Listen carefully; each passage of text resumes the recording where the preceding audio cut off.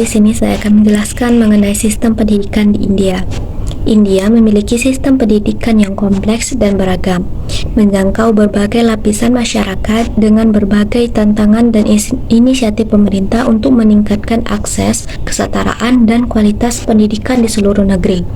Dalam presentasi ini, kita akan mengeksplorasi secara mendalam struktur, masalah, dan upaya-upaya transformatif dalam sistem pendidikan India. Selanjutnya, struktur pendidikan di India. Yang pertama, pendidikan formal. Sistem pendidikan formal di India mencakup pendidikan prasekolah, pendidikan dasar SD dan SMP, dan pendidikan menengah SMA, dan pendidikan tinggi. Setiap level memiliki kurikulum standar dan sistem evaluasi yang terstruktur secara nasional. Pendidikan dasar mencakup kelas 1 hingga 8 dan merupakan kewajiban bagi anak-anak. Tujuannya adalah memberikan pengetahuan dasar dalam membaca, menulis, dan berhitung. Pendidikan dasar berlangsung selama 8 tahun, yang terbagi menjadi kelas 1 hingga 5 primary level, usianya 6-10 tahun. Kelas 6 hingga 8 upper primary level, usia 11-14 tahun. Ciri utama pendidikan dasar bersifat wajib dan gratis berdasarkan Right to Education atau RTA Act bagi anak usia 6-14 tahun. Fokusnya pada pengembangan keterampilan dasar, kesadaran sosial, dan pendidikan moral. Selanjutnya, pendidikan menengah meliputi kelas 9 hingga 12, di mana siswa mempelajari mata pelajaran yang lebih spesifik dan mempersiapkan ujian untuk pendidikan tinggi. Ciri utama pendidikan menengah memberikan persiapan untuk masuk ke perguruan tinggi atau dunia kerja. Kurikulum disesuaikan dengan kebutuhan pasar kerja dan minat siswa. Banyak siswa di India mengikuti ujian Dewan Pendidikan seperti CBSE atau ECSE atau Dewan Negara Bagian. Selanjutnya, pendidikan tinggi. India memiliki berbagai universitas dan institut pendidikan tinggi.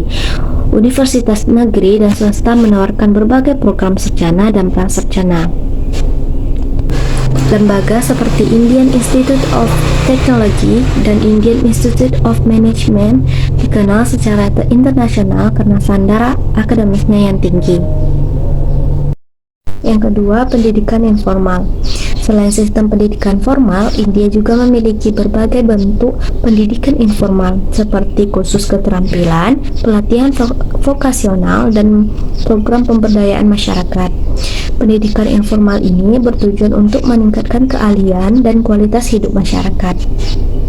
Yang terakhir, sinergi formal-informal, di mana upaya pemerintah saat ini adalah untuk mensinergikan sistem pendidikan formal dan informal agar dapat saling melengkapi dan mendukung perkembangan holistik individu, serta pembangunan sosial ekonomi yang berkelanjutan. Baiklah, materi selanjutnya tentang sistem pendidikan di India yang masih mengalami beberapa kendala, yaitu yang pertama, akses tidak merata. Anak-anak di kota besar lebih mempunyai kesempatan belajar yang lebih baik dibandingkan dengan anak-anak yang ada di desa. Yang kedua, ada sistem kualitas pendidikan yang berbeda-beda. Ada sekolah yang fasilitasnya lengkap dan gurunya bagus, tapi ada juga yang kurang. 3. Fasilitas sekolah yang kurang memadai. Banyak sekolah yang kekurangan ruang kelas, lab, dan alat belajar lainnya. 4. Uang yang digunakan untuk pendidikan masih kurang. Pemerintah belum bisa mengalokasikan dana yang cukup untuk meningkatkan kualitas pendidikan. Jadi, intinya, sistem pendidikan di India masih perlu diperbaiki agar semua anak bisa mendapatkan pendidikan yang baik dan berkualitas. Baiklah, kita lanjut ke materi selanjutnya. 3 fokus utama dalam perbaikan sistem pendidikan di India.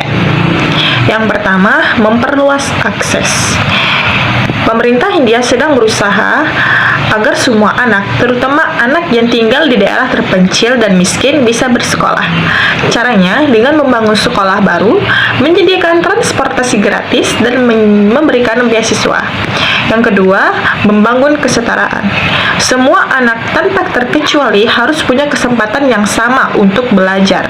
Pemerintah membuat aturan khusus agar anak-anak dari kelompok minoritas atau yang kurang beruntung bisa bersekolah. Selain itu, kurikulum pelajaran juga disesuaikan agar sesuai dengan keberagaman budaya yang ada di India. 3. Meningkatkan kualitas. Pemerintah juga fokus pada peningkatan kualitas pendidikan di India. Caranya bagaimana sih? Yaitu dengan meningkatkan kemampuan guru, menyediakan fasilitas belajar yang lebih baik lagi, dan membuat cara mengajar yang lebih inovatif. Jadi nih, intinya pemerintah India sedang berusaha keras untuk membuat sistem pendidikan yang lebih baik, di mana semua anak bisa belajar dengan nyaman dan mendapatkan pendidikan yang berkualitas. Baiklah, kita masuk ke materi selanjutnya.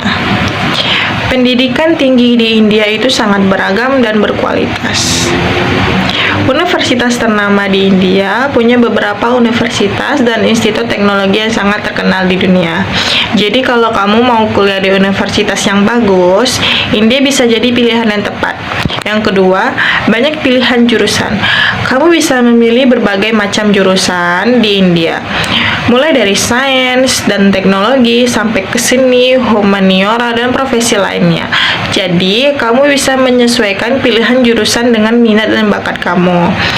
Terus, terbuka untuk dunia. Universitas-universitas di India juga aktif melakukan kerjasama dengan universitas lain di dunia. Jadi, kamu bisa belajar dengan mahasiswa dari berbagai negara dan memperluas jaringanmu. Yang selanjutnya, fokus pada inovasi.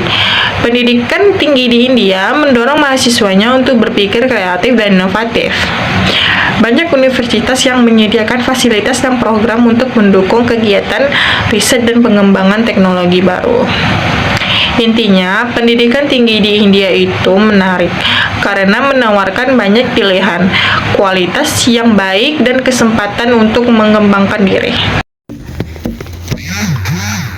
Kesimpulan, sistem pendidikan India terus mengalami transformasi untuk memperluas akses, membangun kesetaraan, dan meningkatkan kualitas. Berbagai inisiatif pemerintah, peran serta masyarakat, serta inovasi berbasis teknologi telah memberikan dampak positif pada pembangunan sosial dan ekonomi India.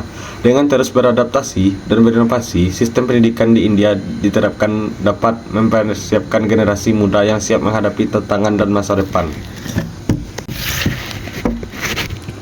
Transformasi pendidikan melalui teknologi. Pembelajaran berbasis komputer, penggunaan teknologi digital seperti komputer, tablet, dan aplikasi pembelajaran telah meningkat akses dan kualitas pendidikan di India. Yang kedua, pendidikan jarak jauh.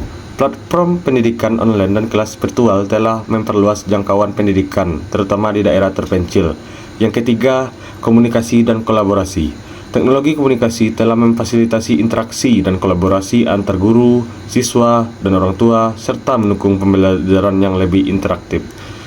Yang keempat, peran LSM. Organisasi Nirbala dan LSM telah berkontribusi pada inovasi dan penyebaran teknologi pendidikan di seluruh India. Masa depan pendidikan di India. Yang pertama, personalisasi pembelajaran. Pemanfaatan teknologi canggih seperti kecerdasan buatan dan analitik data akan memungkinkan pembelajaran yang lebih personal dan adaptif berdasarkan kebutuhan individu siswa. Yang kedua, inovasi kurikulum. Pengembangan kurikulum yang lebih responsif terhadap perubahan zaman dengan penekanan dan pada keterampilan abad ke-21, kewirausahaan, dan pembelajaran berbasis proyek. Yang ketiga, kolaborasi global. Meningkatkan kolaborasi global dalam bidang pendidikan melalui pertukaran pelajar, joint riset, dan berbagai praktik terbaik untuk memperkaya pengalaman dan meningkatkan daya saing.